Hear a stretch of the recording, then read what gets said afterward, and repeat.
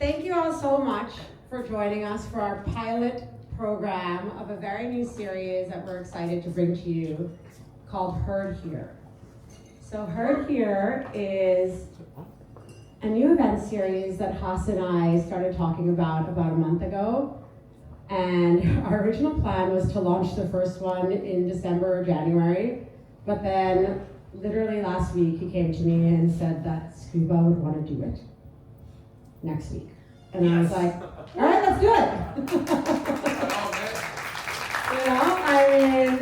So the concept behind Heard Here, and the reason I was so excited about having Paul here to join us to do this, was really because we wanted to create an event regularly where we invite industry creatives and professionals to gather in an informal way for a couple of hours to exchange ideas and get to know each other and catch up with each other, and also to invite an artist to share their journey with us, artists that we admire, artists that we respect, artists who have managed to build very unique and fabulous and great careers that we can all learn from. And that's why I jumped on this opportunity. And for our very first Heard Here, we have none other than Scuba.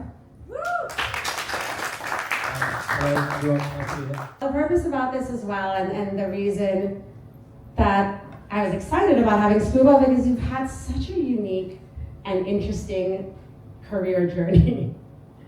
Okay. Starting with being in an indie band, a keyboardist in an indie band, to launching Hot Flush Recordings, arguably one of the coolest indie labels, and for anybody who is running an indie label or is trying to run an indie label, remarkable to have such a successful indie label with artists like Mount Kimby and others.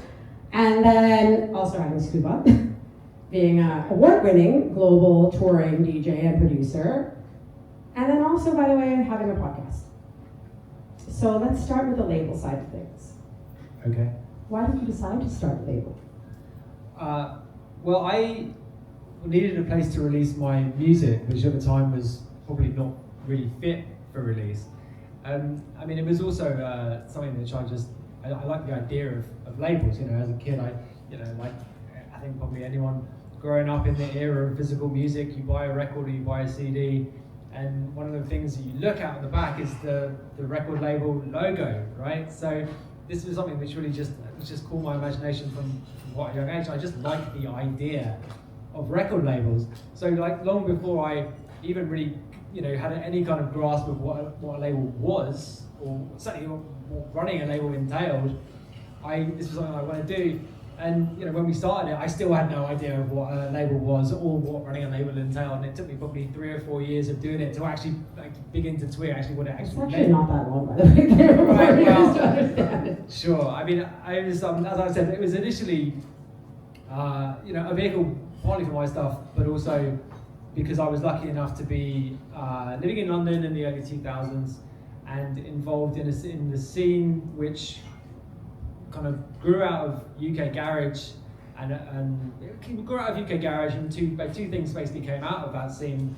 One of which was grime, and the other one was dubstep, and both incredible genres. Sure, and a very looking back on it, an incredible thing to be a part of. But at the time, obviously, you don't think I could think about it like that. You just kind of do your thing, and because I was in that situation, I was just by the nature of it meeting other people who were making this amazing music who had nowhere to release it. So it was just a complete right place at the right time coincidence, which led to suddenly having this label in my early 20s, which I didn't really know what I was doing with, but was able to sign stuff which was truly important, I think, at the time. So, yeah. And more importantly, sustain itself financially. Well, let's not get ahead of ourselves. Maybe not actually. You're still around, let's say, right? Eventually it became sustainable financially, yeah. But this was absolutely the era which running a label in the dance scene in the UK essentially meant pressing vinyl and putting it out. This is before digital music. This is really in a scene where CDs weren't even a thing. It was a question of we press up a 12, hopefully it'll make enough money so we can fund the next 12, right? So it's a real kind of like, subsistence farming kind of business model. And that was the first few years of the label, and that was the nature of the majority of the dance scene in I guess from the early 90s until maybe 2010 or something like that. The majority of it, I mean, obviously people know the big tunes that get picked up by the big labels and eventually the majors, but actually the grassroots of the scene and the most important part of it were these essentially DIY businesses. So to that point, obviously, like, the industry has evolved a lot. Would you start a label today? I mean, I think that labels are much maligned today, and the importance of labels is, I think, unfairly maligned. Whether you would start one, I mean, I think whether you would sign to one or whether you would start one are two very different things, yes, right? But interesting questions, I think, which are slightly different. I mean, with the whether you would sign to one as an artist is one that often gets asked to me more often actually than the question you just asked me. And I think the answer to that question is yes. Whether you would start one, well, yes, but it depends. Maybe, yeah. Like long answer yes with an if, like short answer no with a but. But I think it's I think labels and that kind of layer of expertise and quote unquote gatekeeping is extremely important in the industry. But obviously when you start a label you have no expertise, and should you really be a gatekeeper with no expertise? That's a different another question. So it's a tough one to answer. I mean, I think that labels, generally speaking, are underrated today in the industry. So having said that, I suppose the answer to the question has to be yes. But it's tough. The remarkable thing about what you do is that you show that you can have a sustainable and viable career as an artist or as a label without having like hundreds of thousands of followers and having all of that kind of like needing to be a superstar.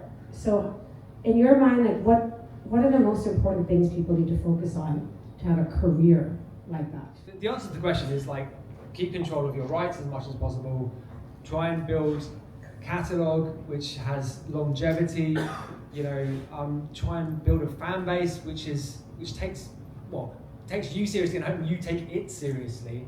I mean, I think that's something that I've had a criticism of myself. I perhaps haven't done that enough over the years. But like, not taking it seriously at all. Well, I mean, taking the way to build a long-term music career is to value the people who value your contribution, because ultimately without them you can't do anything, right? So I think if there's one lesson that's worth repeating, it's that. It's if someone likes your music, then they're the most important person to you, and it doesn't matter if there's 20,000 of them or 200,000 of them or 2 million of them, whatever. Like, you have to take those people equally seriously, and I mean, the less of them there are, the more important they are to you. So 100%. Look around the room here, right? Like, it's not about quantity; it's all about quality and having these more meaningful. And I feel like that's something that people are really striving for and looking for right now, is having more intimate connections with people, right? Sure. Yeah. I think this is. I mean, the word authenticity is bandied around a lot, and it's a little bit of a cliche, but actually it's true. If you are able to have a meaningful connection with people who are connecting with what you're doing artistically, then that's kind of the ball game, right?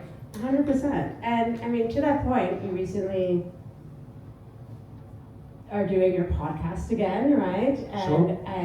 It's not the diving podcast. What is it? What did you rename it? It's now called Music Not Diving. Yeah. Music Not Diving. Yes. So why did you feel like it's so important to talk to industry and talk about the industry today, especially in the electronic music scene? Yeah, I mean, I think it's very poorly understood amongst, and particularly talking about underground music and the underground scene in different parts of the world. There is just an unbelievable amount of groupthink, misinformation, in some cases disinformation. And part of the reason that we started the podcast nearly 3 years ago, actually it's nearly 4 years ago, right, was to try and do something about that, was to try and explain to people the realities of the whole thing. you know, because there are at any given moment there is some kind of bullshit campaign going on which obscures the real issues for people who are trying to make a living out of music. And you know, to your point, like, it's extremely difficult at the best of times, but if you've got people screaming in your ear, no, you must boycott Spotify and that will solve all your problems, this is not a productive, you know, phenomenon or state of affairs for anyone. So, you know, a big motivating factor of starting the podcast was to try and break through some of that, but also to talk to, you know, people who are interesting and have had interesting, you know, careers and have interesting things to say about it.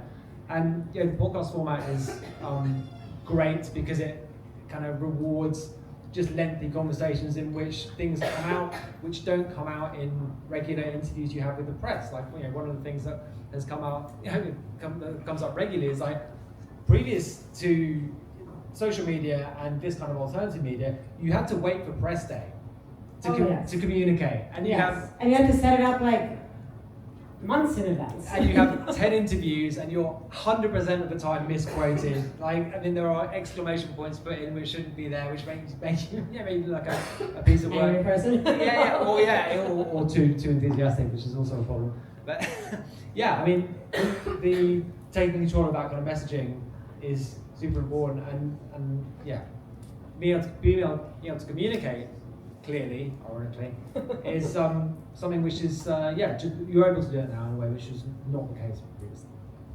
That's amazing. I think that's a great place to wrap things up, honestly. I don't think you realize we've actually been chatting up here for like over 20 minutes now. So thank you guys again very much. I'm just mindful that Scuba's performing tonight at Top Club, and I know that you're a bit jet lagged, and that, you know, you've flown in from Japan, and you've had like a whole tour thing. I'm sorry. Thank you guys again so much for being part of this pilot program.